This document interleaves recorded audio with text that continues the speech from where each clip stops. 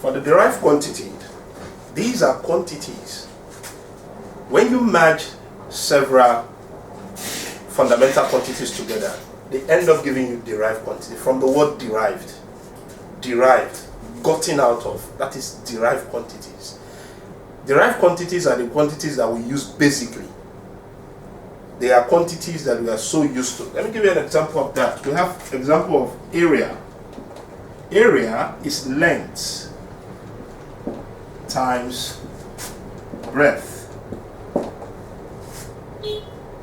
Length is meters.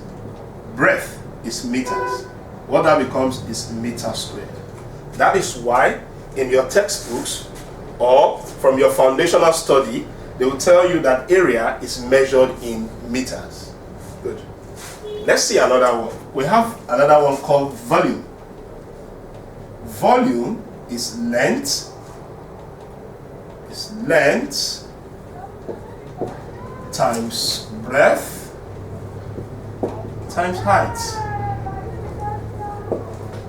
The length is meters, the breadth is meters, and the height is meters. If you take the three of them together, 1, 2, 3, which is indices, what would that become? M raised to power 3. That is why they will tell you that volume is measured in meter cube, or in smaller units you have cm cube. Just the way you have in area, you can have or cm squared.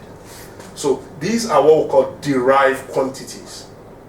Quantities gotten out of fundamental quantities. Good. We'll take more examples. I'll take another one that you are very used to. I want to talk about another one called speed. Speed is distance divided by time. Distance is measured in meters. The distance from here to there is in meters, and it is measured in meters. So time is seconds. Now, from here, class, you understand that in the basic law of indices, mathematics will tell you basically that anytime you are having something of this nature, if you're having something of this nature in mathematics, if you have x in maths, x in mathematics means x raised to power 1. Just the way mathematics will tell you square root of 4. Nothing is written here, but actually there's something there. There is 2, but just that it tends to be invincible. So if I write x raised to power 1, this same value here, it shows that if I write 3 in mathematics, it means 3 raised to power 1. If I write 7 in math, it means 7 raised to power 1. So because of all these facts, it shows that this m and this s, they both have 1 raised to power 1 raised to power 1. So I can use this here and say it is m s raised to power 1. And funny enough, in indices, if this 1 decide to go up, what happens to it is that the sign is going to change from positive to become negative. Here it is positive, but if it decide to go up, as now the numerator, no longer the denominator, because here is a denominator. Denominator meaning is beneath. When it decides to move upward, it now becomes the numerator. So if it goes up, it becomes m s raised to power minus 1. So the derived unit of speed is meter s raised to power minus 1. Or sometimes you say it is meter per seconds. You hear your teacher use the word meter per seconds. Thank you.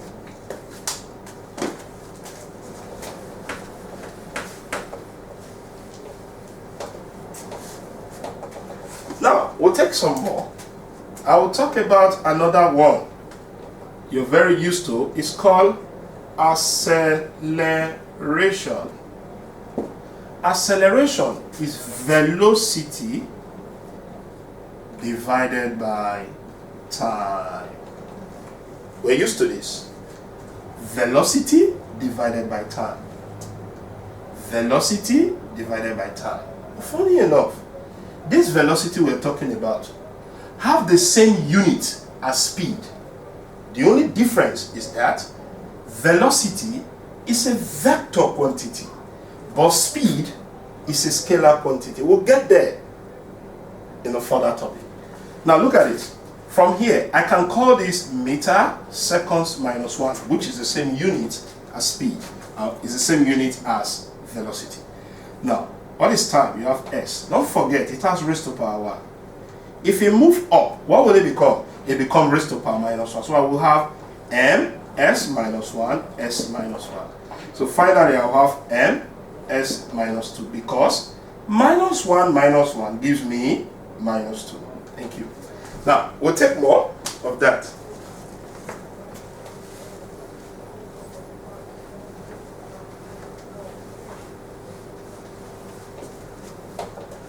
Another one, which you are used to, is the big boy. They call him force. You must, as a student, be very used to force. Otherwise, you will not be able to solve questions in derived unit and solve questions in what we call dimension, which will be our next subtopic. Now, force is mass times acceleration. The question is, what is mass? Mass is measured in kilogram. That is the fundamental unit of mass. Now, what is acceleration? Acceleration we just calculated is meter seconds minus 2. So from here, we can take it. What do we do? If you combine the two of them, you have kg meter seconds minus 2. Please take good note of this. Note this. I'll make good use of this in further calculations. Now, we'll move on to another one. Let's see the man they call pressure. Pressure is force over area. The force on the body, what did we calculate force to be now? Force was kg meter seconds minus 2. Area, if you remember, area is meter squared. Now, how many meters do I have here? I have 2 meters. I have meter in 2 places, which in mathematics you can call it kg meter s minus 2 divided by meter times meter. 1 meter we cancel this. What will be left down here is just 1 meter. And that 1 meter that is left, what is the power it's carrying? It's carrying raised to power 1. And that raised to power 1, if it moves up, it becomes minus 1. So that becomes kg m minus 1 s minus 2. Thank you. We have more of that. Let's take a question from surface tension. Surface tension. What is the derived unit of surface tension? Surface tension, class, is defined as the force on the body per unit length. Force per unit length. The force on the body, we all know what it is. It is kg meter seconds minus 2. And what is the length? The length is also measured in meters. So because the length is measured in meters, what are we having now? You have force kg meter seconds minus 2, and you have this as a, so this will cancel this. So what is left? We have kg s minus 2. So that is the value of the derived unit of surface tension. Force divided by length, which is force per unit length. Good. We are done with that. Let's take a question from Jam. Let's take a question from Jam.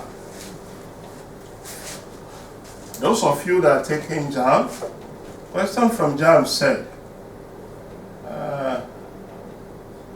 Jam gave a question, said, find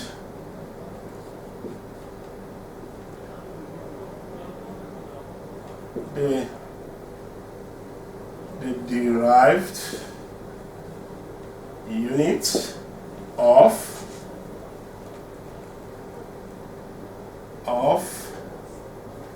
work done. Okay, the solution to this is simple. Now, what is work done? Work done is the question now. Work done or simply work? Work done is force times distance. When you say force times distance moved. What is force? If you remember that, it is kg, meter, seconds minus 2 times distance. The distance is measured in meters. So from these two calculations, what do you get? Meter times meter, that's meter squared. Good. So you have kg, meter squared, s minus 2. So from there, what do I get now? I get kg, meter squared, s minus 2. That's my final. Now, this is what we call derived unit. You can get derived unit from different directions. Derived unit of surface tension, of surface relativity, different types. But from here, we'll now continue what we call dimensions. Our next subtopic will be dimensions.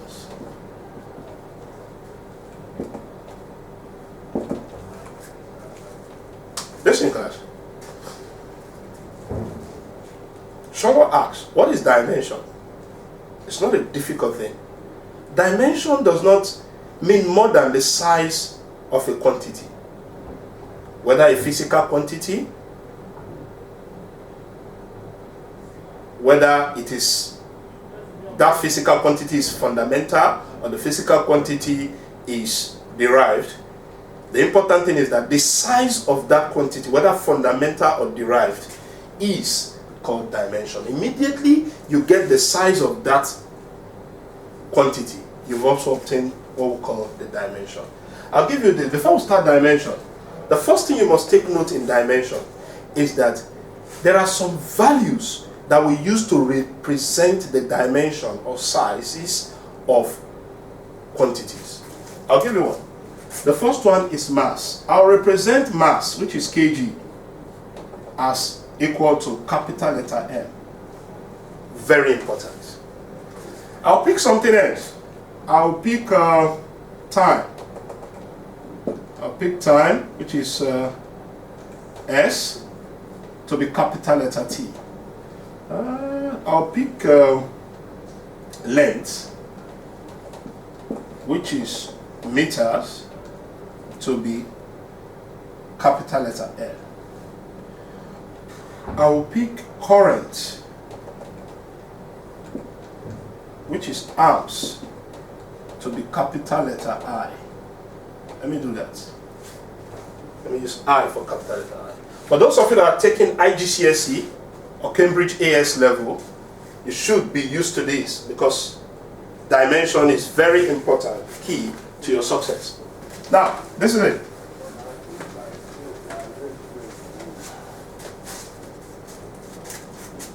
Please, this is our key, and we're going to make use of it. It's simple. Now, from here, I'll pick any of the derived units which we are used to. Let's see. Probably we'll start with force. If I tell you, find the dimension of force. Force is mass times acceleration.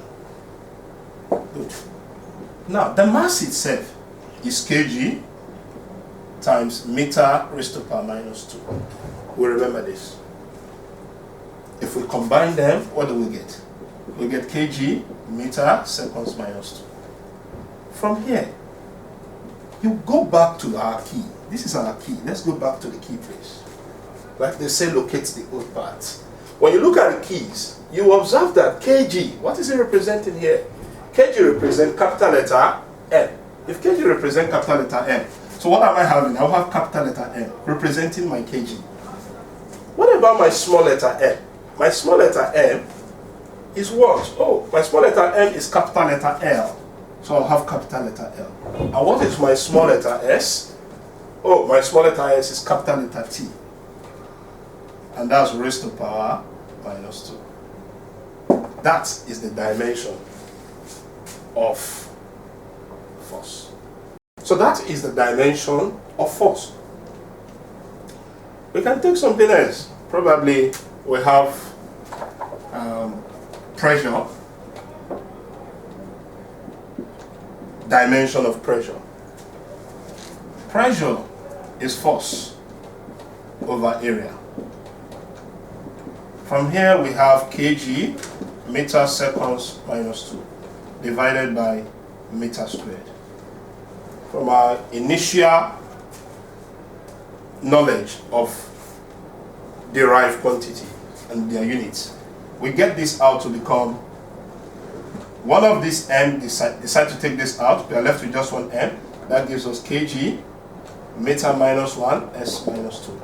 So the dimension therefore becomes, let's go back to our keys. The dimension for kg here is capital letter M. So we have capital letter M representing this. Then from small letter m, what do we have? Small letter m, we have capital letter L. So we have capital letter L raised to the power minus 1. And from there we have S, which is S. As you take the keys from there, for S, what do you have? You have capital letter T. Capital letter T raised to the power minus 2. So that is the dimension of pressure. Good. From here, we can push further. Let's take a question from John.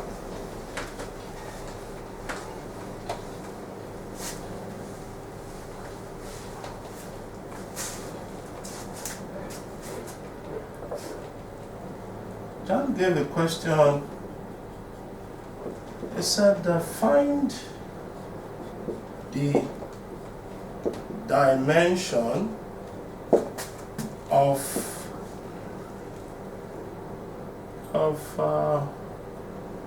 the gravitational constants.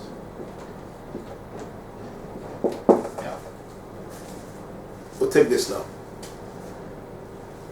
Gravitational constant. Let's remember this. F is equals to G m1 m2 over r squared. If you remember vividly, this F stands for force. The G is the gravitational constant. M stands for mass. M2 also stands for mass. And R stands for their relative distances apart. Good. If I cross multiply, I'll have G m1 m2 equal to F r squared. So from here, I can decide to manipulate my values. How do you do that? From mathematical induction, G, I need the value of, I need this G. But what's disturbing G? What's disturbing G is m1 and m2. And what do? You divide here with m1, you divide here m2. You divide here m1, you divide here m2. You will say, divide both sides by. So from here, I'll cancel this. I'll take this out. So what do I have next? I will have G to be equal to F r squared over m1 m2. Let's replace their values. If you replace the values, you observe something, that F, the derived quantity of F is kg meter seconds minus 2. That was why I asked you earlier on to take note of F, which is force. From here, you have R, which is distance. That will be meter raised to the power 2. What about mass, M? This is kg times kg, because it is m1, m2, meaning m1 times m2. So from where? I can cancel this out. If I take that out, I just have 1 kg down. What is left? I have meter and meter squared. Meter squared, that's meter raised to power 3. 2 plus 1. I will still have our s, which is s raised to power minus 2. So if I take it, but this value here has kg. But the kg has the power raised to power 1. If it moves up, it becomes raised to power minus 1. So if I take that, I'll have what? G now becomes kg raised to power minus 1. Because of this that is moving up, what do you have? m raised to power 3 because of m raised to power 1 and m raised to power 2. And the last one is s minus 2. So finally, we'll go back to our box. kg, that's capital letter M, raised to power minus 1. Oh, small letter m, that is L raised to power 3. And the last, which is not the least, is S, which is time, that is T raised to power 2. That is the dimension of gravitational field constant. Good.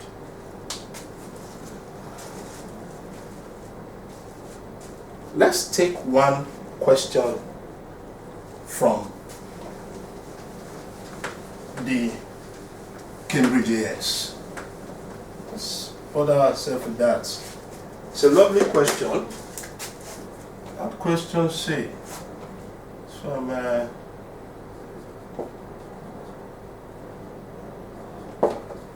the Cambridge AS had a question. It said, find the dimension of EMF. Let's take solution.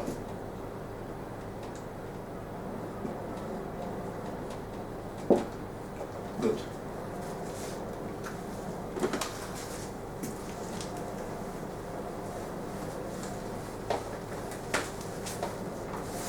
Now, we'll start the explanation first. EMF means electromotive force. It's an electrical fact. Electromotive force. They say it's that force that drives electrons inside your wires, your conductors, and co. But we'll know more about that in further topics. Now, the electromotive force. How do we get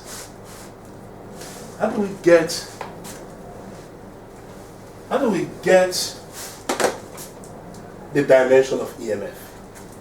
Let's see. Dimension of EMF. How do we get that? First of all, we must remember that electrical work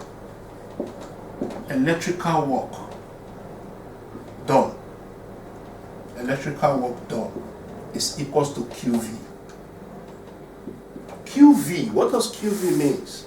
QV means quantity of electricity times this V called voltage.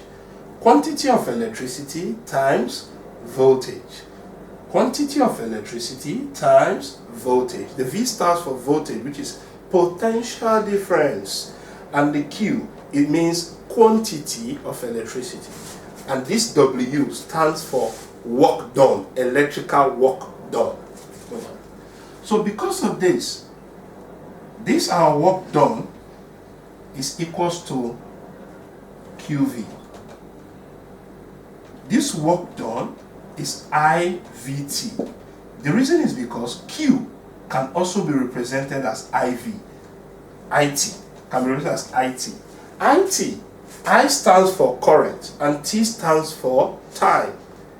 The V is still there, which is potential difference. So Q is always represented as IT. So you can call it quantity of electricity, or you can also call it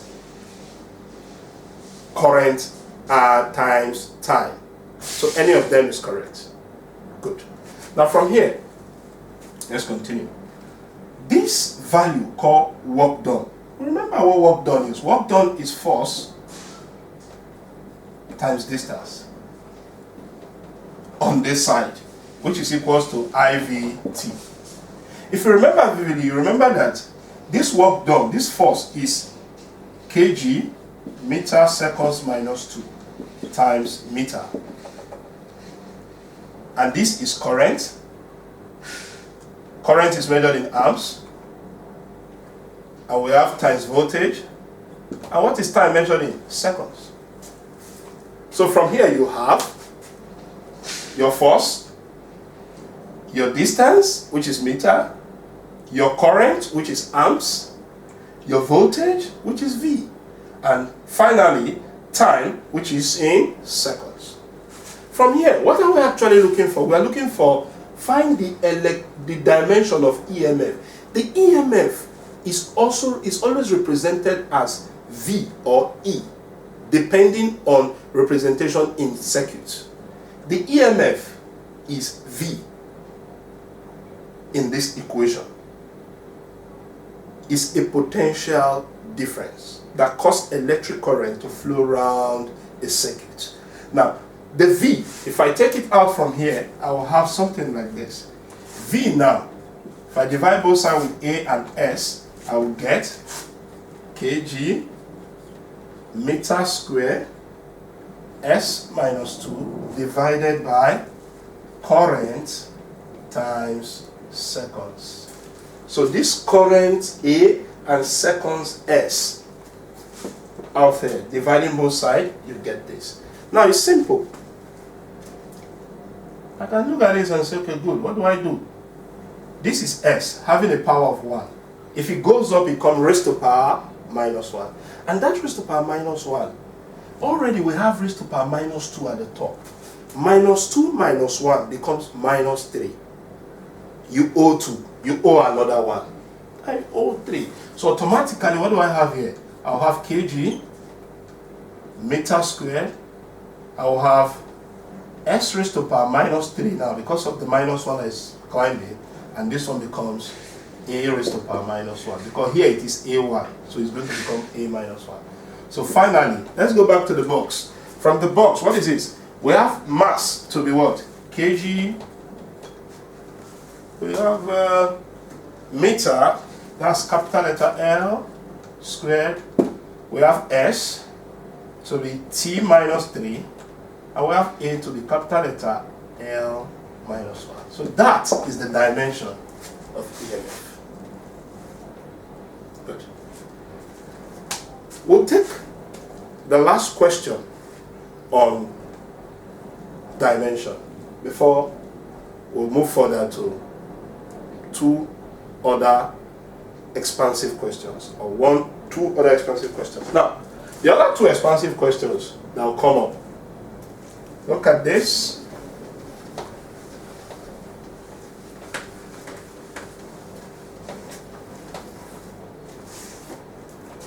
This is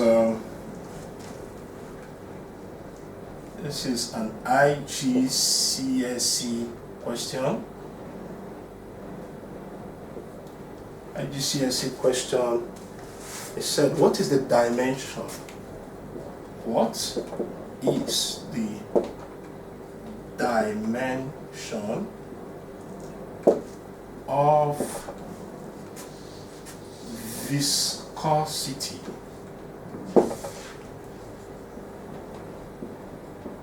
Viscosity, yeah. What is the dimension of viscosity? First question you ask, what's viscosity? If you pour oil and you pour water, which of them flows faster? Water flows faster than oil.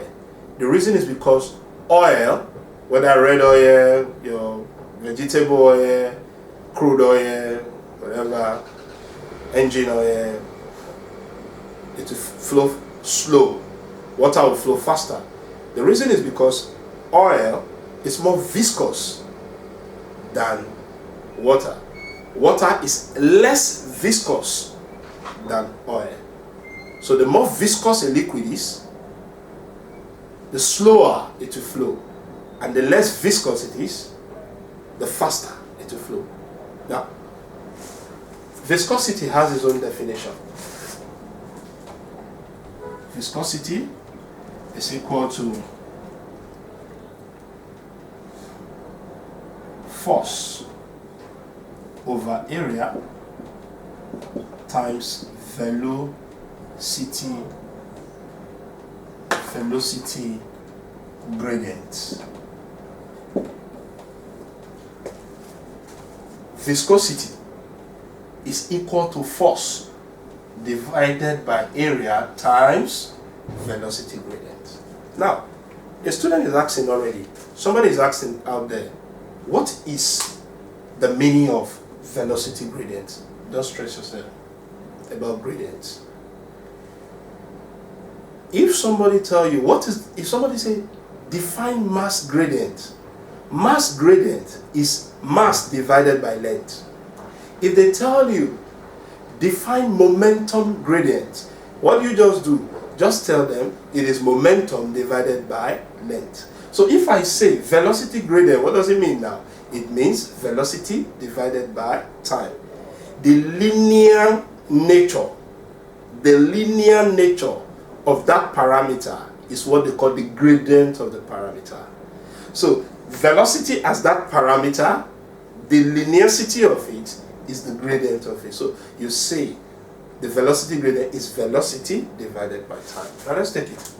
So from here, I will have force is kg, meter seconds minus 2.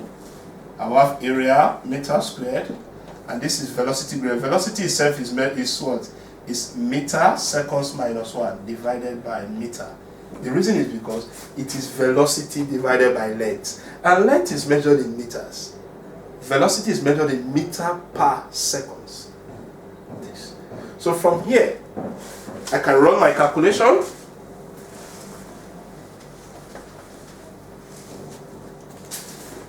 Let's run this. Where are we? So from here, you have something of this nature. You have 2 here, and you have 1. So if 1 is taken out, what is left? Or you do this. So you have kg, meter seconds minus 2, divided by meter squared, s minus 2. Sorry, it's minus 1. So from here, 1 is taken out here, and 1 is taken, you still have m. So you have kg, s minus 2, then you have meter s minus 1. So from here you have kg, meter minus 1. Oh, you have s minus 1 here. If it moves up, it becomes positive. So now you have s minus 1. Because minus 1 plus the 1 becomes minus 1. So let's go for our box. Our box here, you have kg is meter, that is capital letter M. Here you have L minus 1, and this is have T minus 1. So that is the dimension of viscosity. Put that up. Good. The last with this dimension is questions that has to do with dimensional question that have to do with equivalence. We'll take one now, which is equivalence question with respect to dimension.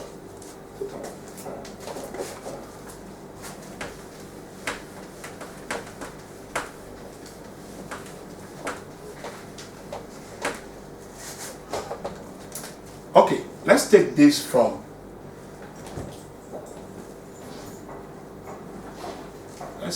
from JAM 2.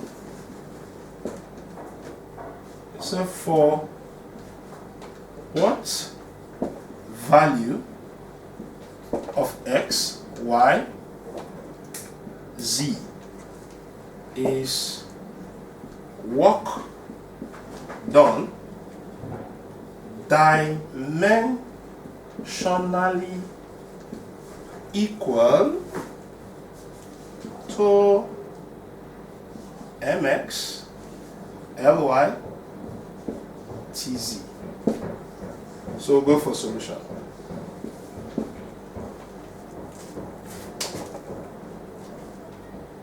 For what value of x, y, and z is work done dimensionally? The word dimensionally means is its dimension equal to mx, ly, t raised to power z. Good.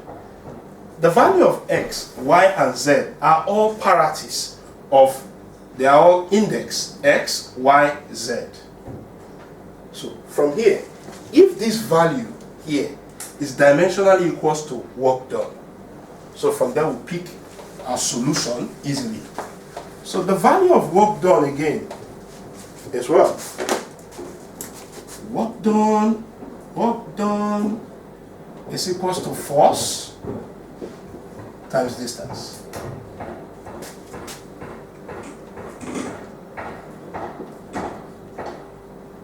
Okay.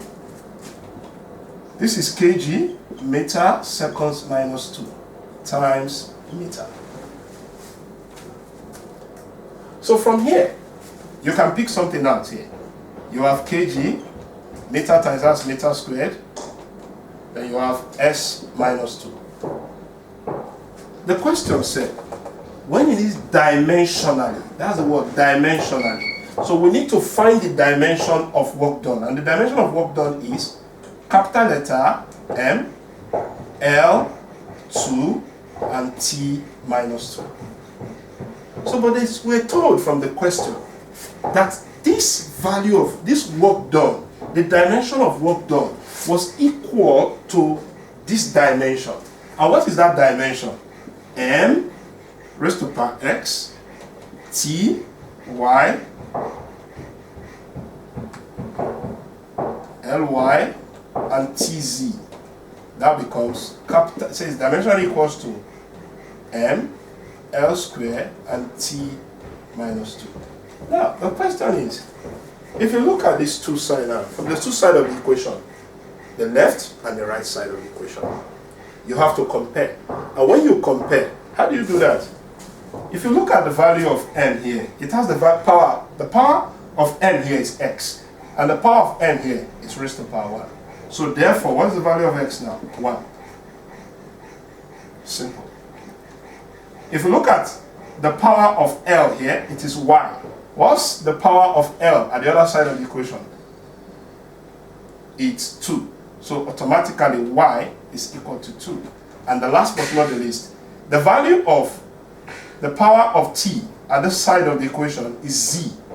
So because of that, z in the other side of the equation equivalent to minus 2. So the value of x, y, z is 1, 2, and minus 3. Thank you very much. So,